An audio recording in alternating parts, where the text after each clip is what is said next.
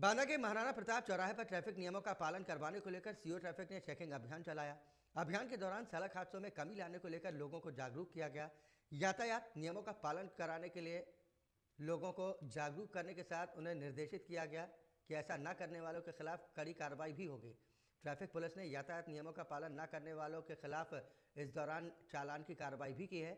अभियान के दौरान पुलिस, प्रेस, अधिवक्ता और राजनेताओं की गाड़ियों पर भी कार्रवाई की गई। ट्रैफिक सीओ ने लगभग 200 वाहनों का चालान किया है। चालान पूरे जिले पर किया गया है और लगातार हादसे हो रहे थे, उसको लेकर किस प्रकार के नियम हैं और कितने चालान हुए, किस तरह की कार्रवाई? ये देखिए, वर्तमान में हम लोग 5 जनवरी से 4 फरवरी तक सड़क सुरक्षा अभियान के तहत कार्रवाई लगातार कर रहे हैं, जिसमें आज हम लोगों ने लगभग 252 वाहनों का ई चालान किया है, जिसमें लगभग 3.25 लाख रुपए का ई चालान किए गए हैं तथा लगभग 16 वाहनों के हमने जो फुट रेस्ट हैं, जिन पर अवैध टेम्पू हैं और पिकअप्स हैं, जो अवैध सवारियां पीछे खड़े होकर ढो रहे।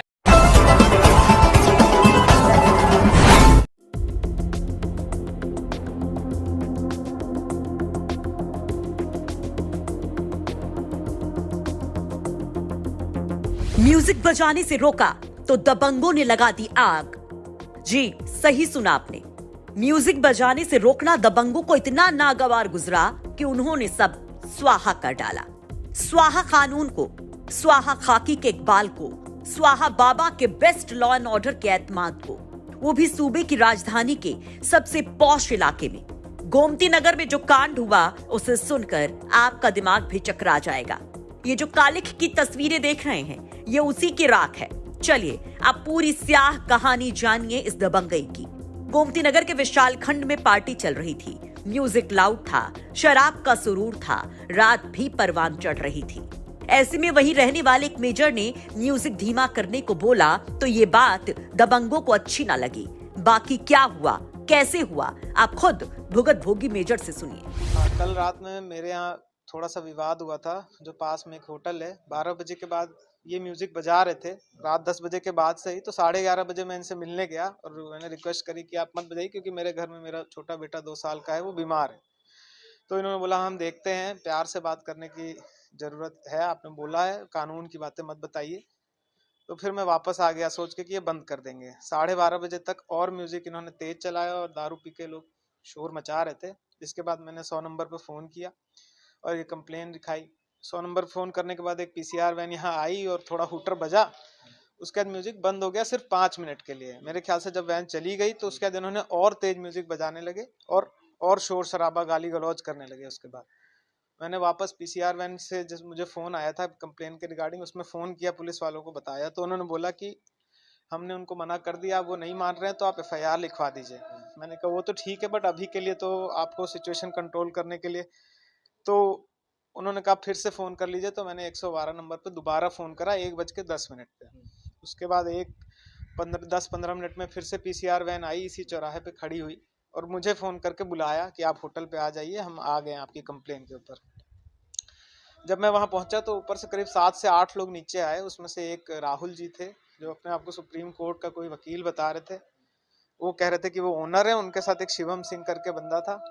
ये दोनों लोग ज्यादा उत्तेजित थे, गुस्से में थे कि वो कह रहे थे कि हमारी पार्टी है और आप ऐसे कैसे खराब कर सकते हैं, कि इतने दिन से यहाँ 8 महीने से होटल चल रहा है, किसी को प्रॉब्लम नहीं है, तो सिर्फ आपको प्रॉब्लम क्यों है? मैंने कहा प्रॉब्लम सिर्फ मुझे नहीं है, प्रॉब्लम तो सबको हो रही है, और आप कानून की बात करिए, आप इसकी बात क्यों कर रहे हैं कि मेरी पर्सनल प्रॉब्लम क्या है? तो खैर वो मारपीट करने के मोड में ही आ गए थे, बट वहाँ पुलिस खड़ी थी। पुलिस ने उनका वीडियो बनाना शुरू कर दिया, तो वो पुलिस से भी कैमरा छीनने की कोशिश कर रहे थे।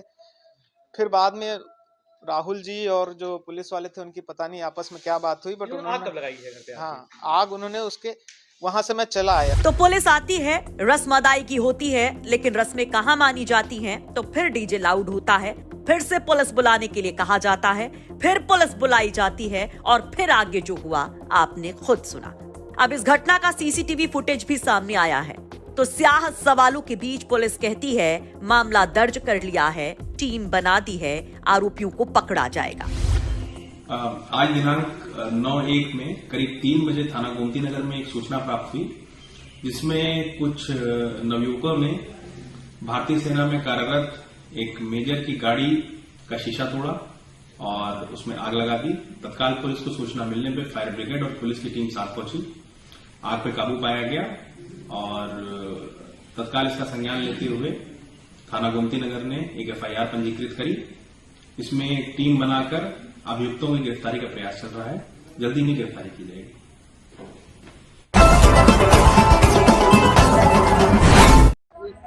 नरक ही है इस सरकार में पूजा जिन्हें दानत है। इससे तो काम अपना फांसी को फंदा चढ़ा दे। हम तो पशुओं से परेशान हैं और जिस टाइम भी सो जाते हैं उस टाइम ही हमारे खेतों में आके पशु बढ़ जाए। अन्ना जानवर यूपी में एक बड़ी समस्या है। विधानसभा चुनाव के वक्त अन्ना जानवर एक बड़ा चुनावी मुद्दा बना, जिसके लिए सीएम योगी से लेकर पीएम मोदी ने भी बड़े बड़े मंच से बड़े बड़े दावे किए, बड़ी बड़ी बातें कही। लेकिन जमीनी हकीकत देख लीजिए जरा। कड़कड़ाती ठंड में किसान रात भर अन्ना जानवरों से खेतों की रखवाली करने को मजबूर हैं। अमरोहा में किसान आवारा पशुओं से इतने परेशान हैं कि पूछिए मत। न घर जा पाते हैं और न ही सुकून से सो पाते हैं। कड़ाके की ठंड में रात भर किसान फसल की रखवाली कर रहे हैं। किसान अलाव के सहारे रात गुजारने को मजबूर हैं। ठंड से कई किसान तो बीमार हो चुके हैं, लेकिन फिर भी हालत में कोई सुधार नहीं है। कहीं से कोई मदद नहीं मिल रही। हमें साहब जो खेती में जो सामान बोना उसी रखा मैं धान बो दो तो गेहूं बो दो लटा बो दो तो रखाने रखाना उस पे रखाने पे भी ना होता।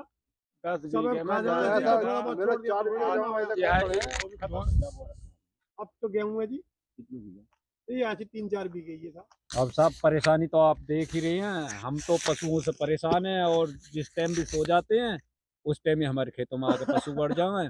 ये देख लीजिए आप कितनी कितनी तकड़ी बाढ़ कर रखी है हमने, जब भी हम कुछ रखा नहीं पाते। तो बांध तोड़ेंगे वो आवाज हो जाएगी, लकड़ी टूटेगी वो आवाज हो जाएगी, तो हम जब जाते एकदम डायरेक्ट ना बस यही रोक है।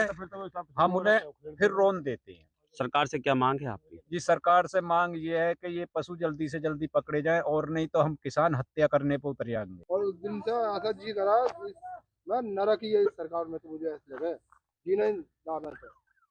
इससे तो काम अपना फांसी को फंदा चढ़ा दे। शनिवार दिनांक 7 जनवरी 2023 को हसनपुर थाना क्षेत्र के गांव करनखाल में ग्रामीणों ने कुछ गोवंश पशुओं को वहां के प्राथमिक स्कूल में कैद करके बंद कर दिया था, ताला बंद कर दिया था। उसमें सूचना मिलने पर मैं और SDM साहब पुलिस बल के साथ वहां मौके पर पहुंचे और उन पशुओं को मुक्त कराया। बाद में उप मुख्य पशु चिकित्सा अधिकारी डॉक्टर नरेंद्र सिंह की तहरीर पर 16 व्यक्तियों के विरुद्ध, जो गांव के ही हैं, पशु क्रूरता अधिनियम के तहत मुकदमा दर्ज करके आवश्यक विधिक कार्रवाई।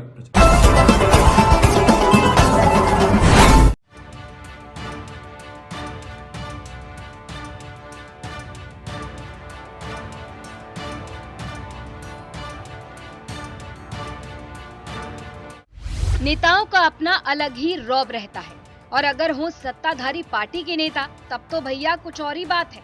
फिर तो मानो कुछ भी करो, कहीं भी जाओ, गाड़ी को लेकर चाहे जो कर लो।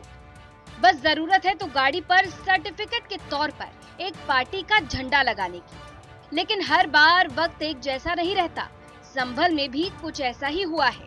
संभल में बीजेपी का झंडा और स्टिकर लगाकर नेताजी घूम रहे थे। गाड़ी के ऊपर एक नहीं 2-2 हूटर भी लगा रखे थे, लेकिन ट्रैफिक पुलिस ने बड़ी कार्रवाई कर दी। संभल में बीजेपी नेता का झंडा लगाकर घूमने वाली कार को पकड़ लिया गया। पहले तो गाड़ी के ऊपर लगे हूटर्स को हटवाया गया और फिर चालान काट दिया गया। वर्तमान समय में हमारा सड़क सुरक्षा माह चल रहा है। इसी के अंतर्गत अभियान के अंतर्गत ही जो हूटर लगी गाड़ियां हैं जो ध्वनि प्रदूषण फैला रहा है, इसी के मद्देनजर आज चौधरी सराय चौराहे के पास में गाड़ी खड़ी थी जिसके ऊपर हूटर लगाए थे। ड्राइवर को खोजा गया तो ड्राइवर साइड में निकल गया, तो उस गाड़ी का चालान किया गया और उस गाड़ी के हूटर करवा के चौकी कोतवाली में जमा करा दिए।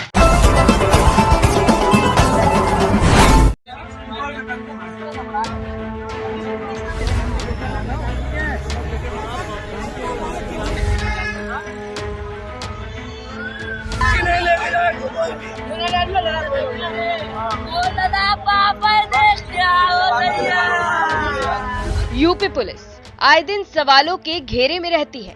कभी यूपी पुलिस के एनकाउंटर थ्योरी पर सवाल खड़ा होता है तो कभी थाने में मौत पर बवाल हो जाता है।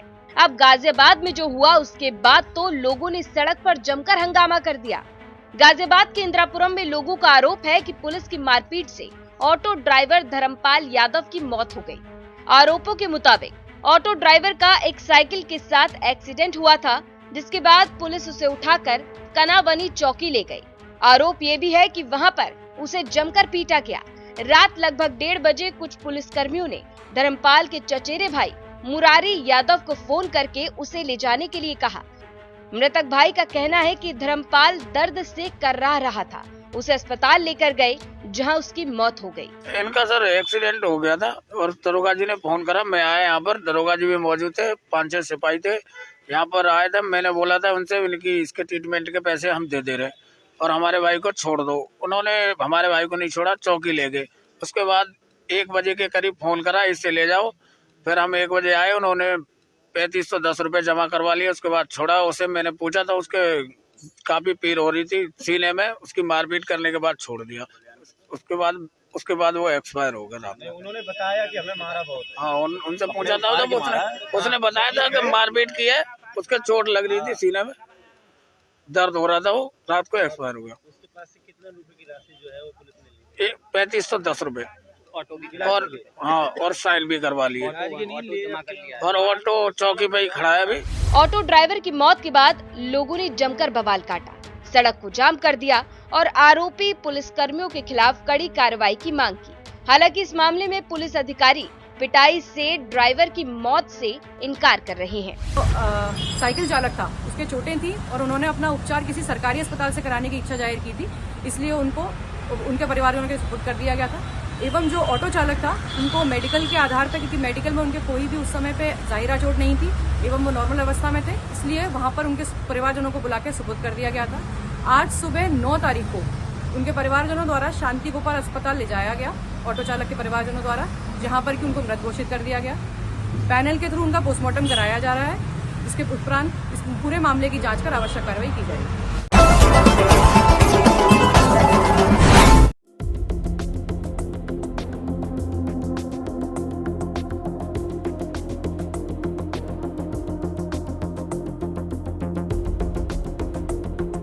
यूपी बीजेपी में संगठन में बड़े फेरबदल की चर्चाओं के बीच ये तस्वीरें बेहद खास हैं। तस्वीरें दिल्ली की हैं, जब अचानक से डिप्टी सीएम केशव प्रसाद मौर्य अमित शाह से मिलने पहुंच जाते हैं और इन मुलाकातों की तस्वीरों को वो खुद ट्विटर पर शेयर करते हैं और कहते हैं, आज नई दिल्ली में माननीय गृह एवं सहकारिता मंत्री, भारतीय राजनीति के चाणक्य कहे जाने वाले आदरणीय श्री अमित शाह जी से उनके आवास पर आत्मीय भेंट कर आशीर्वाद एवं मार्गदर्शन प्राप्त किया। भेंट हेतु अपना बहुमूल्य समय प्रदान करने के लिए आदरणीय गृह मंत्री जी का हार्दिक आभार। कुल 4 तस्वीरों को केशव प्रसाद मौर्य ने इस संदेश के साथ शेयर किया, जिसमें वो अमित शाह को फूलों का गुलदस्ता देते बीजेपी का पटुआ उड़ाते नजर आ रहे हैं। केशव प्रसाद मौर्य ने इस ट्वीट को बाकायदा पिन भी किया है, जिस पर तमाम तरह की अटकलें तेज हो गई हैं, क्योंकि यूपी बीजेपी संगठन में इन दिनों बदलाव किए जाने की खबरें सुर्खियां बन रही हैं।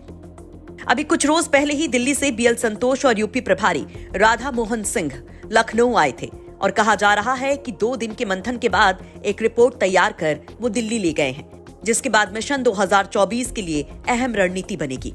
और इसमें सबसे खास हैं बीजेपी के चाणक्य कहे जाने वाले अमित शाह, जिनके हाथ में होगी मिशन 2024 की पूरी कमान। ऐसे में माना जा रहा है कि मिशन 2024 के लिए जल्द ही यूपी बीजेपी संगठन में कुछ नए चेहरों को भी जगह मिल सकती है। हालांकि इसके लिए अभी आला कमान की ओर से कोई हरी झंडी नहीं मिली है और चर्चा है कि मकर संक्रांति के बाद यूपी बीजेपी के प्रभारी को बदला जा सकता है। फरवरी के शुरू में नए प्रभारी के नाम की घोषणा हो सकती है। 16-17 जनवरी को दिल्ली में होने वाली बीजेपी की राष्ट्रीय पदाधिकारियों की बैठक के बाद नए प्रभारी के नाम को फाइनल किया जा सकता है। उसके पहले केशव प्रसाद मौर्य की अमित शाह के साथ इस मुलाकात को इससे जोड़कर देखा जा रहा है, क्योंकि 2017 चुनाव से पहले केशव प्रसाद मौर्य संगठन संभाल चुके हैं। उन्हें मोदी शाह का करीबी माना जाता है। माना जाता है कि संगठन में भी केशव प्रसाद मौर्य की अच्छी पकड़ है। तो क्या 2024 से पहले एक बार फिर से केशव प्रसाद मौर्य को कोई अहम जिम्मेदारी संगठन में मिल सकती है? अब इस पर भी चर्चा फिर से तेज हो गई है। हालांकि 2022 के अगस्त महीने में भी ऐसी ही चर्चाएं तब जोर पकड़ी थीं, जब नए प्रदेश अध्यक्ष का चुनाव होना था।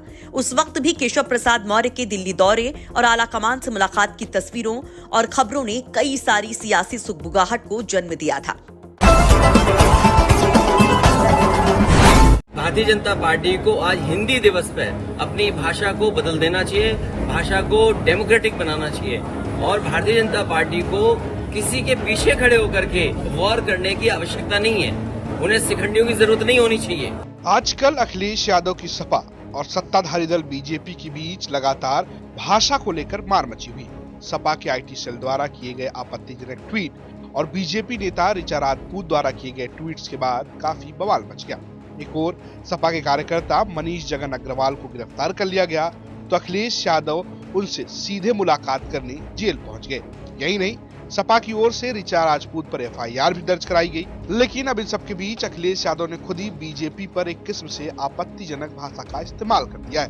भारतीय जनता पार्टी को आज हिंदी दिवस पर अपनी भाषा को बदल देना चाहिए, भाषा को डेमोक्रेटिक बनाना चाहिए और भारतीय जनता पार्टी को किसी के पीछे खड़े होकर के वॉर करने की आवश्यकता नहीं है, उन्हें शिखंडियों की जरूरत नहीं होनी चाहिए। अखिलेश यादव बीजेपी को सलाह दे रहे हैं कि उन्हें गलत भाषा का इस्तेमाल नहीं करना चाहिए और साथ ही साथ छुपकर पीछे से वार नहीं करना चाहिए। हालांकि जिस तरीके से अखिलेश यादव ने पिछले दिनों में रुख दिखाया है वो बता रहा है कि भाषा को लेकर बीजेपी और सपा में काफी कुछ होने वाला है। हालांकि मनीष जगन अग्रवाल को 24 घंटे के अंदर ही छोड़ दिया गया। वहीं खबर ये भी है कि अखिलेश यादव ने अपनी सोशल मीडिया टीम को भी बदल दिया है। इन खबरों के बीच कन्नौज पहुंचे अखिलेश यादव ने माता फूलमती देवी के दर्शन किए और राम कथा में शामिल हुए। यही नहीं, अखिलेश यादव जमीन पर बैठकर लोगों के साथ प्रसाद खाते भी नजर आए। इस दौरान अखिलेश ने न सिर्फ भाषा पर सलाह दी बल्कि सरकार को खरी खोटी भी सुनाई। देखिए, इस सरकार को सरकार मत मानिए, इस सरकार को उद्योगपतियों का, बड़े बड़े उद्योगपतियों का, उनके संगठन के सहयोग करने वाला संस्था मानिए। सरकार की जिम्मेदारी बनती है कि गरीब की मदद करें, किसान की मदद करें, मजदूर की मदद करें, महंगाई कैसे कम हो, बेरोजगारी कैसे कम हो। लेकिन ये सरकार ऐसे समूह की मदद करती है जो बड़े पैसे वाले लोग हैं। ये बड़ों लोगों की सरकार है, ये गरीबों की सरकार नहीं है। दरअसल चर्चा ये भी है कि अखिलेश यादव कन्नौज से लोकसभा का चुनाव लड़ सकते हैं।